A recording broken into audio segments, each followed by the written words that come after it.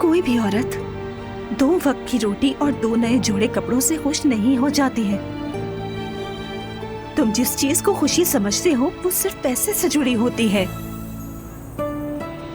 औरत सिर्फ पैसे से खुश नहीं होती, उसकी खुशी और इज्जत, शफकत, थोड़ी तवज्जो और समझ बूझ से जुड़ी होती है।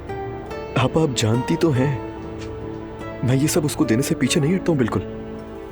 रोज शाम में जल्दी घर आता हूँ, हम सब साथ में बैठकर खाना खाते तो है ना।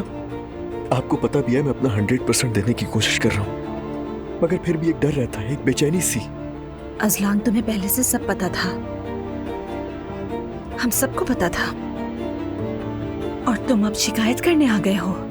आपा मैं शिकायत नहीं कर रहा हूँ, दुआ के साथ खुश हूँ बहुत मैं, और उससे भी यही चाहता हूँ कि वो खुश रहे, पुरसुकून रहे।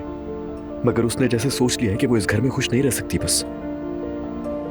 बस एक दफा वो एडजस्ट होने की कोशिश करे, मगर नहीं। वो लड़की ऐसी ही दुनिया और ऐसे ही माहौल में पली बड़ी है।